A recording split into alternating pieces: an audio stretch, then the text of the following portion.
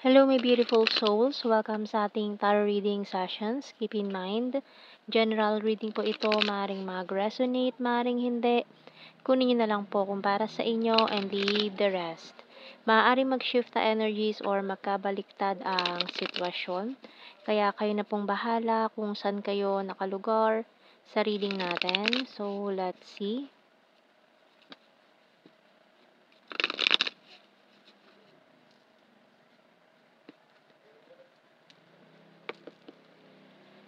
Wow, we have here the Sun, first card.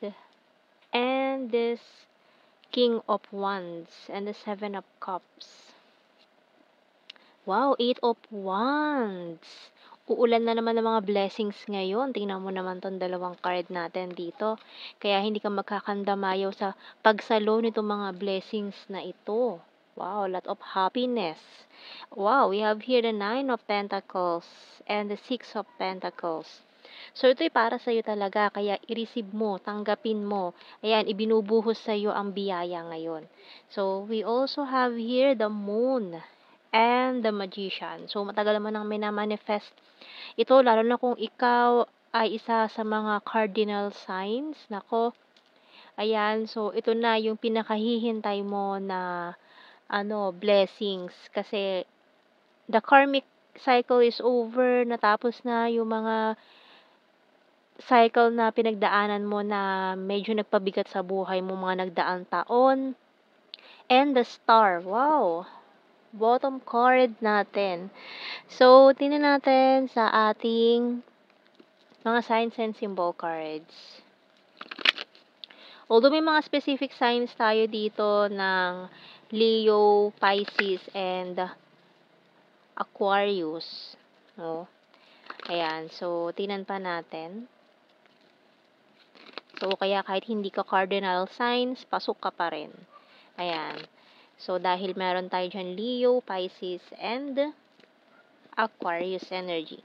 So, we also, wow, snake. Nako. So, maaaring itong naging, mga nagpabigat sa buhay mo, nagbigay pasakit, problems, mga pinagdaanan mong struggle sa buhay na simula dito sa snake na to ay malalampasan mo na. So, we have here the ground. So, ibinaon mo na sa limot. We have here the magnet. So, this time, mamamanifest mo na talaga, mamamagnet mo na para ma-attract mo na itong mga bagay na ito na para sa'yo. So, we have here the traffic light. So, it's about the right time. Ito na yung tamang panahon para makuha mo lahat ng gusto mo. And we have here the birds. So, talagang pinalalaya ka sa sitwasyon na hindi maganda or nagtali sa'yo sa isang sitwasyon na hindi maganda. So, we have here perfume sa bottom card.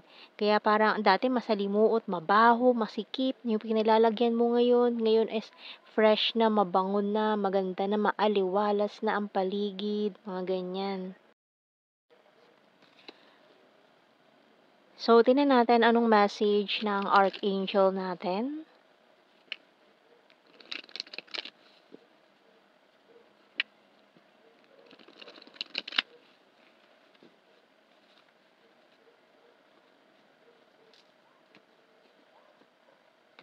So, we have here divine order.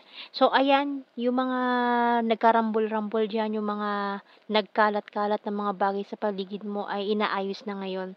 With this divine order by Archangel Raguel, everything is how it needs to be right now. Look past the illusion and see underlying order. Wow! So, kumbaga, isinasaayos na yung buhay mo ngayon eh. No? Kaya wag mo nang hayaan na masabotage pa etong sitwasyon, masabotahe yung mga bagay-bagay na para sa'yo, maagaw pa yan ng iba. So, wag mo nang hayaan na mangyari yon. And let's see dito sa ating tarot messages, oracle cards. So, maring isa rito sa mga minamanifest mo is the one you love. Kasi maraming nasagap dito ng mga single, waiting for their partner, waiting for their divine counterpart, right time para matagpuan ninyo yung inyong divine counterpart. So, tingnan natin. We have here powerful and disciplined. So, maaaring itong taong ito na hinihintay mo ay very powerful and disiplinadong tao. We have here, you're my destiny. So, itong taong nakatadhana sa'yo, maaaring paparating na din. If you are looking for love, single, ayan, this person will offer you this cup of love and guarded and wounded. So, maring parehas kayo galing sa isang failed relationship na medyo guarded and wounded pa. So, kailangan nyo munang i-heal yung mga past wounds, childhood traumas, para maging okay, smooth ang inyong relationship na mangyayari na itong taong parating. So, ring wasted. So, maaaring marami pa siyang inaayos sa buhay niya na kailangan niya munang ayusin. I want you back. So, maaaring itong taon to galing na sa nakaraan mo or nakilala mo na. Pwedeng naging kayo, pwedeng hindi, pwedeng kaibigan lang or kung ano man to. Basta galing na siya sa nakaraan na nagkaroon na kayo ng ugnayan, dalawa, nagkakilala na kayo. And I can't decide. Stubborn but practical. Honesty is the best policy. Okay, so maaaring undecided pa rin tong taong to. Kasi may mga nakikita pa rin siyang option sa paligid niya na nakakapagpagulo ng kanyang desisyon. Kasi mahirap nga naman mamili kapag marami kang option dyan. Ang dami niya kasing option. Or maring ikaw, sino man to sa inyo, na hindi makapag-decide sa ngayon. So, tingnan pa natin mga messages natin. He came closer than anyone. Pero alam niya kasi na ikaw yung namumuro sa mga puntos sa mga characteristic na gusto niya sa isang tao. So, I regret lying to you. I feel you even though we are apart. So, magkahiwalay kayo ngayon nitong taong to or wala kayong communication. Sometimes I stay awake thinking about you. I replay our conversations over and over. So, malinaw na itong taon to, wala nga kayong communication sa ngayon. Nag-iwasan marahil kayo or naging busy lang talaga. Kaya hindi na kayo nakapag-usap. I feel you leaving me behind. I'm starting to understand our connection. So, maring itong connection to divinely guided na kailangan yung hintayin yung right time, ayan, para sa inyong dalawa na malaya na kayong piliin ang isa't isa. I know I messed up everything. So, feeling niya, nasabotage niya yung connection. I wonder if you're happy without me. So, iniisip niya, kamusta ka kaya? Kung masaya ka ba ngayon na hindi na kayo nagkakausap? So, kuha tayo ng mga initials natin dito. Letter C. W. F. Letter R. S. A. X. O. E. And V. So, yung bottom card natin ay letter L. So, kuha tayo ng blue card. We have here marriage. So, siguro iniisip niya or nag-i-imagine siya about marriage with you.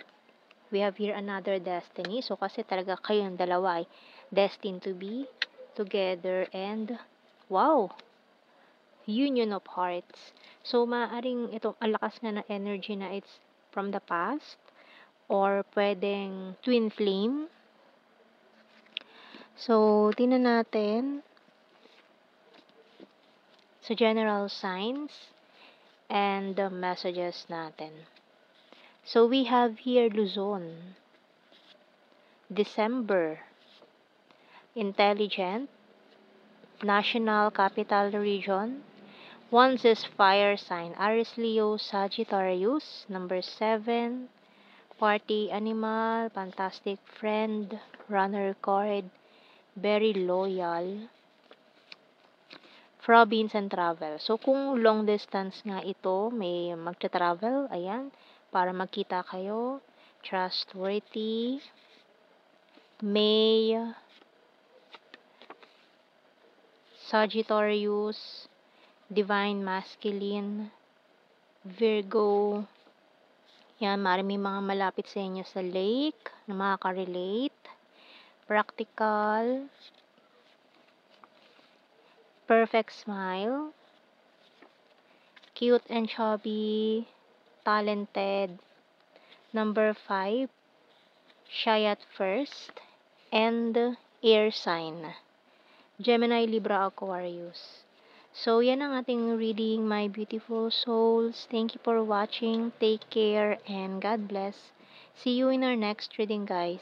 Bye-bye.